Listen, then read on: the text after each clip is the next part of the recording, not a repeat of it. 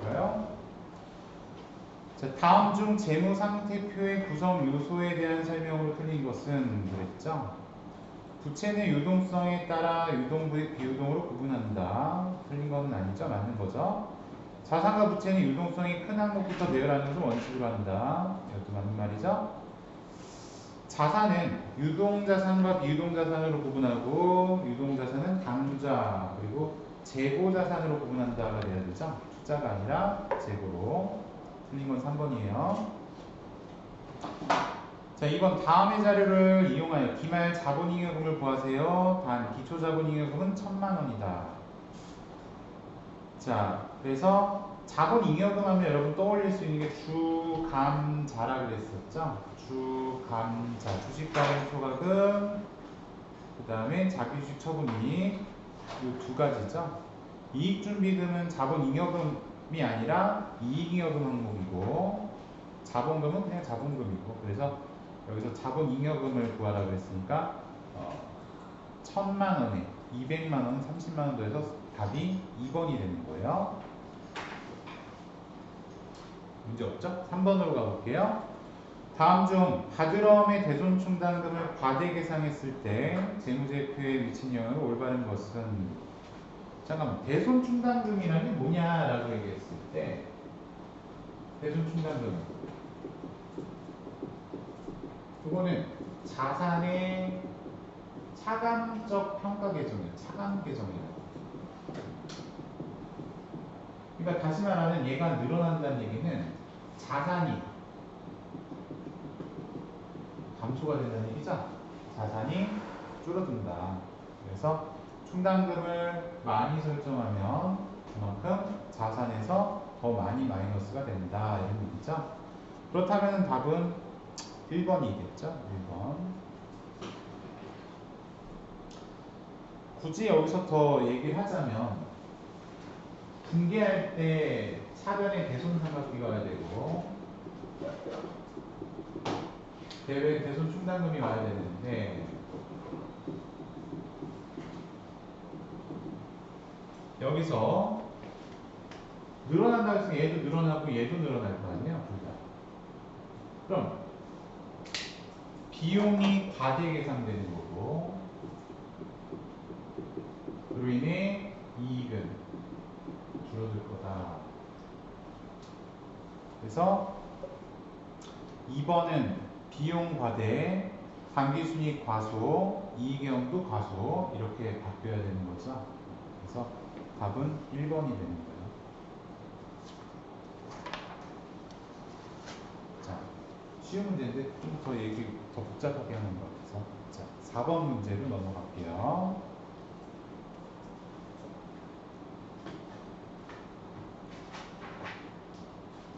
자, 다음 중 일반 기업 회계주에 따른 유형 자산에 대한 설명으로 옳지 않은 것은 그랬죠. 유형 자산. 취득원가는 구입원가 또는 제작원가 및 경영진이 의도하는 방식으로 자산을 가동하는 데 필요한 장소와 상태에 이르게 하는 데 직접 관련된 원가로 구성된다. 다 포함한다. 그 얘기죠. 맞는 말이죠. 틀린 건 2번인데요. 취득세, 등록면허세 등 유형자산 취득과 관련된 재세금과금은 비용 처리하는 게 아니라 자산원가에 포함해줘야 된다는 거죠. 틀린 건 2번이 되겠습니다. 자, 5번으로 가볼게요. 오늘 공부했던 충당부채 얘기를 하고 있죠. 설명으로 틀린 것은 과거 사건에 의해 충당부채를 인식하기 위해서는 그 사건이 기업의 미래 행위와 독립적이어야 한다. 사실 이런 말들은 기업 회계 기준 전문을 봐야 이런 게 나오고 책에 이런 말이 안 나와 있어요. 그래서 이걸 100% 내가 다 뭐 이해하기는 어렵지만 맞는 말인 거죠. 그래서 미래 사건의 행위와 독립적이어야 한다. 그래서 충당부채라고 하는 것을 내가 이제 만약에 퇴직금 설정을 한다고 했을 때 미래에 퇴직금 발생하는 것과 충당부채 설정하는 것은 서로 독립적으로 이루어져야 된다. 뭐 그런 의미로 이해하시면 될 것 같아요. 충당부채는 보고기한 말마다 그 잔액을 검토하고 보고기한 말 현재 최선의 추정치를 반영해서 증감 조정한다. 그래서 추계액이라는 걸 예상하는데 이 이때도 최선의 추정치를 반영해야 된다는 얘기죠. 충당부채를 발생시킨 사건과 밀접하게 관련된 자산에 예상되는 처분 이 차익은 충당부채 금액의 측정에 고려하지 아니한다. 그래서 자산 처분과 관련된 부분에 대해서 고려하지 않는다. 그런 얘기예요. 여기서는 발생 가능성이 높아야 된다는 것과 그 다음에 금액을 신뢰성 있게 추정할 수 있어야 된다는 거, 아까 그 부분에 대해서 이제 기억을 하고 계시면 되겠고, 의무 발생 사건의 결과로 현재 의무가 존재하면 자원 유출 가능성이 낮더라도 충당부채를 인식해야 된다. 유출 가능성이 낮으면 충당부채가 아니라 고발부채가 된다고 했었던 거죠. 그러니까 이거는 틀린 거죠. 그래서 답이 4번이요. 가능성이 낮다는 건 사실은 어느 정도 있는 게 아니라 가능성이 낮으면 고발부채도 되지가 않아요. 그러니까 답은 어쨌든 4번이 되겠고요. 6번으로 넘어가 볼게요. 이거는 조금 어렵게 생각할 수도 있는데, 자, 한국은 선입선출법에 의한 종합원가 계산을 적용하고 있고, 단기 생산 관련 자료는 아래와 같다. 품질 검사는 완성도 30% 시점에서 이루어지고, 단기의 검사를 통과한 정상품의 3%를 정상공손으로 간주한다 그랬을 때 정상공손 수량 몇 개인가 라고 했습니다. 일단 선입선출법이니까 여러분 그림을 좀 그려보면서 얘기할게요.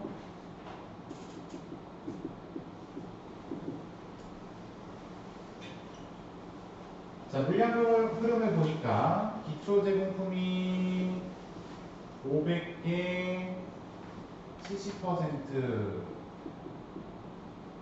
착수가 2,000개고, 자, 그 다음에 완성이 2,000개. 근데 기말 제공품이 300개밖에 없대요. 아, 야, 뭐야. 이거 실화임? 왜? 아니, 2,500개 작업했는데 왜 두 개 합치니까 2,300개야? 200개 모질라져? 그 말이 뭐야? 200개가 공손이라는 뜻이에요. 200개 공손.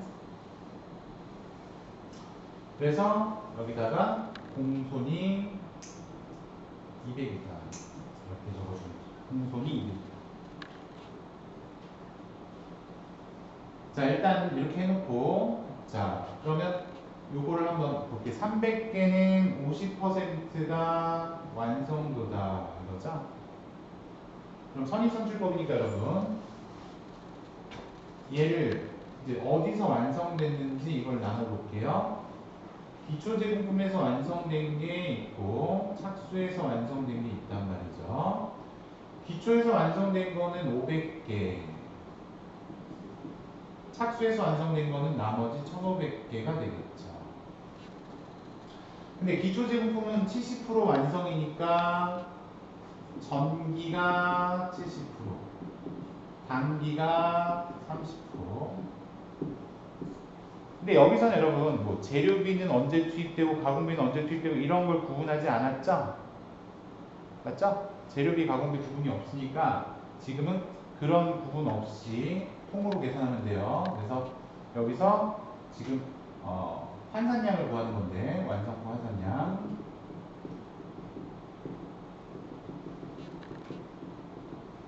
그러면 기초 제공품은 전기 작업분이가 5, 7, 35, 350개는 전기 작업분이고 150개는 단기 작업분이 되는 거죠. 자, 그리고 얘는 100% 작업이니까 1500개 단기에 완성한 거고, 기말 제공품은 50%니까 150개가 되는 거죠. 자, 근데 이 중에 단기 작업분 아닌 거는 반영 안 시키니까 작업을 안 한 거니까 올해 이건 빼버려요. 그러면 올해 작업한 거 완성 환산량은 1800개가 되죠. 맞죠? 완성품이 1800개라고 본 거예요. 완성품이 1800개. 그러면 완성품 수량의 3%를 정상 공손으로 간주한다 그랬어요. 그럼 이거의 3%란 얘기지. 그래서 1800개의 3%가 정상공손이다. 그러면은 1800 곱하기 3%에서 54개가 나왔습니다. 총 200개 공손품 중에 54개가 정상 공손, 146개가 비정상 공손이 되겠죠. 근데 여기서 물어보는 거는 정상 공손 수량을 물어봤기 때문에 여기서는 54개라고 답해야 된다. 이겁니다. 좀 어렵죠, 이건? 그래서 자주 있는 문제는 아닌데 문제는 이렇게 푸는 거예요. 자, 그러면 7번 내용으로 가서 살펴볼게요. 원가 회계의 목적과 거리가 먼 것은 그랬죠? 원가 회계는 내부 정보 이용자에게 제공할 목적이기 때문에 1번 내부 경영 의사결정에 필요한 원가 정보를 제공하기 위함이다. 원가 통제에 필요한 원가 정보를 제공하기 위함이다. 이런 것 맞는 말이죠. 손익계산 수상의 제품 원가에 대한 정보 제공을 위함이다. 맞는 말이에요. 그러나 4번이 틀렸죠. 이익이익 처분계산 수상의 이익이익은 처분 정보를 제공하기 위한 거다. 이거는 전혀 다른 어떤 기업 회계에 관련된 내용이라고 봐야 되겠죠. 답은 4번이 되겠습니다. 자, 8번 문제 보겠습니다. 이번에도 계산 문제죠. 자, 다음은 정상 원가 계산을 채택하고 있는 서울의 24년 원가 관련 자료인데요. 서울은 직접 노동 시간에 비례하여 제조간접 원가를 배부합니다. 제조간접 원가 배부액을 구하세요. 잠깐만, 직접 노동 시간에 비례한다는 건 직접 노동 시간을 기준으로 배분한다는 얘기니까 예정 배부하는 거예요, 여러분. 그러면 8번에서는 예정 배부율을 구해보면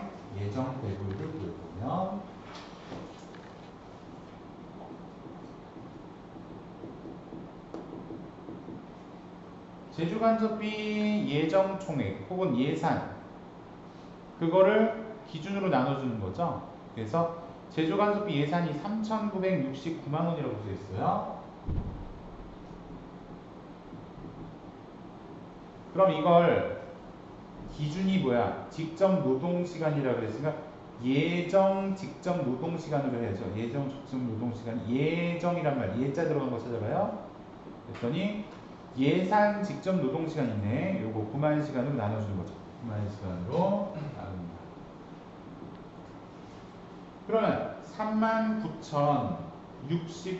3,969만 원을 나누기 9만으로 했더니 441이 나왔어요. 예정 배율이 시간당 직접 노동시간 시간당 441원이 나왔다. 그런데 예정 배부액이라고 하는 걸 구할 때 배부액은 예정 배부율 곱하기 실제 배부 기준이죠. 실제 배부 기준.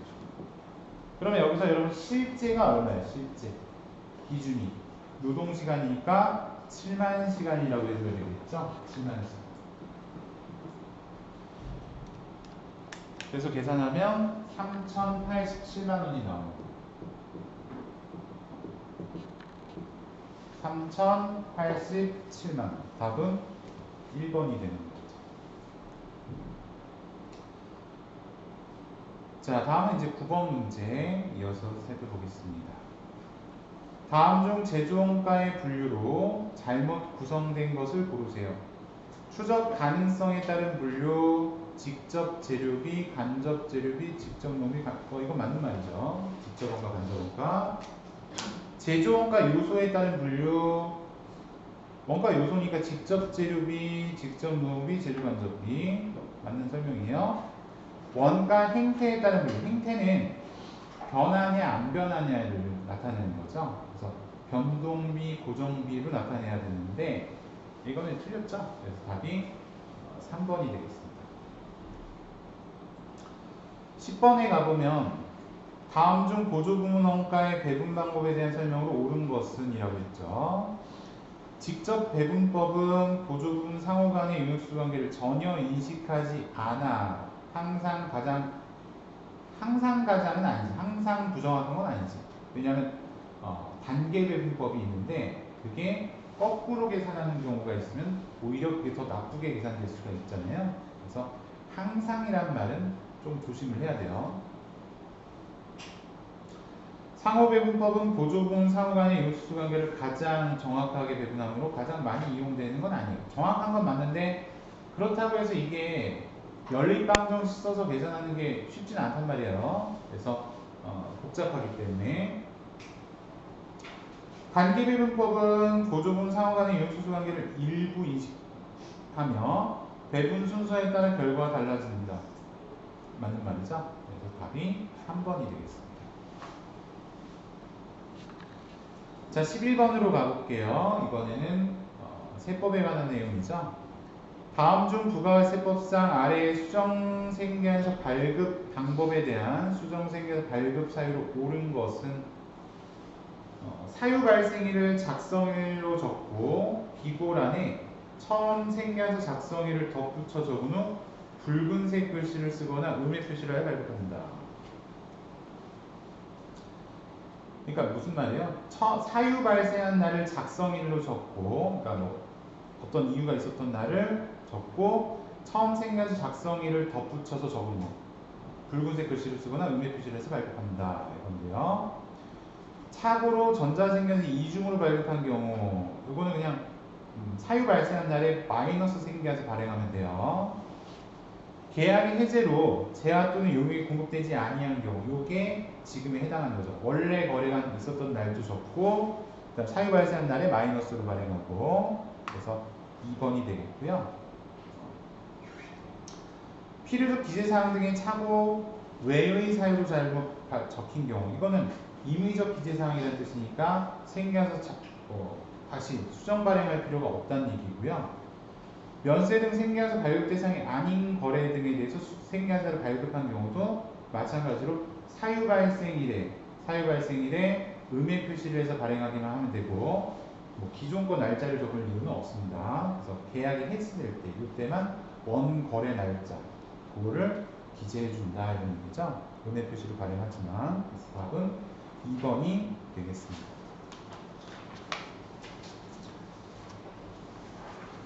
그 다음에 12번을 이어서 보면 부가세법상 공제하지 아니하는 매입세액이 아닌 것은, 그러니까 이건 이중부정이기 때문에 역시 공제되는 걸 물어보는 건데요.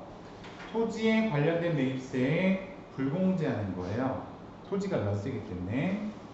사업과 직접 관련이 없는 지출에 대한 매입세액 불공제합니다. 기업 업무 추진비 및 이와 유사한 비용 지출에 대한 매입세액이다. 이것도 불공제하겠죠. 생계에서 임의적 기재사항의 일부가 적혀있지 아니한 지출에 대한 매입세액은 임의적 기재사항 누락해도 생계에서의 효력에 영향이 없기 때문에 4번이 발행하는 경우가 되겠죠. 매입세액 공제가 되는 경우라고 봐야 되겠죠. 자, 13번에 가서 부가세법상 환급에 대한 설명으로 가장 옳지 않은 것은 그랬죠. 각 과세기간별로 그 과세기간에 대한 환급세액을 확정신고한 사업자에게 그 확정신고 기한이 지난 후 25일 이내에 환급해야 한다가 아니라, 확정신고 끝나고 일반 환급의 경우 며칠이에요 여러분? 30일이죠? 그래서 날짜가 잘못됐죠? 30일. 그래서 1번이 옳지 않다라고 봐야 되겠습니다. 답은 1번이고요. 14번으로 가보면 소득세법상 종합소득에 대한 설명으로 틀린 것은 이자소득은 총수입금액과 소득금액이 동일하다. 왜 그러냐면 불로소득이고 필요경비를 인정하지 않기 때문이에요. 자, 그렇게 되고 퇴직소득과 양도소득은 종합소득에 해당하지 않는다 그랬죠. 그래서 퇴직이나 양도는 분류과세하는 소득이기 때문에 종합소득에 대한 해당하지 않습니다. 그 다음에 사업소득, 근로소득, 연금소득, 기타소득에는 비과세 소득이 존재한다라고 되어 있죠. 사업, 근로, 연금, 기타 다 비과세 있어요. 소득 존재 안 하는 이유는 없죠. 근데 금융소득은 납세자의 선택에 따라 금융소득 종합과세를 적용할 수 있다. 선택적 분리과세, 선택적 종합과세가 아니라 이건 조건부 종합과세라고 불러요. 조건부 분리과세. 그래서 2천만 원을 기준으로 하기 때문에 선택하는 건 아니잖아요. 그래서 2천만 원 기준으로 조건부다. 틀린 것은 4번이 되겠습니다.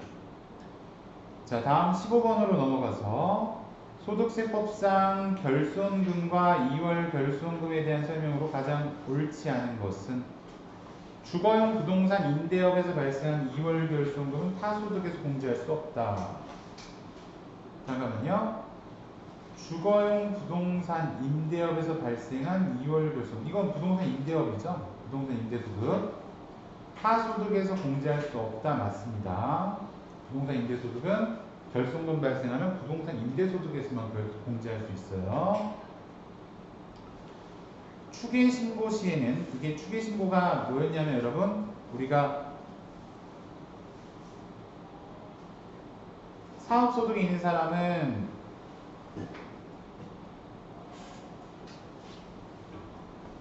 11월 달에 국세청장이 직전과세 기간의 50%를 부과한다 그랬었죠? 근데 이제 그 금액이 3분의 1에 미달하는 경우를 이제 추계신고라 그러는데 원칙적으로 2월 결손금을 공제할 수 없다. 맞습니다. 그때는 2월 결손금 공제를 할 수 없어요. 해당 과세기간에 일반 사업소득에서 결손금이 발생하고 그러니까 올해도 결손금이 발생했고 2월 결손금이 있는 경우 두 가지가 같이 있으면 2월 결손금을 먼저 다른 소득금에서 공제한다. 이거는 아까 설명드렸던 거죠. 그래서 올해 거 먼저 없애고 그 다음에 2월 결손금 없애고 그래서 그게 3번이 틀린 설명이 되겠습니다. 자, 결손금의 소급공제는 중소기업에 한해서 적용된다. 이것도 맞는 설명이에요. 중소기업, 비중소기업은 안 되고 15년간 2월 공제 가능하다는 거.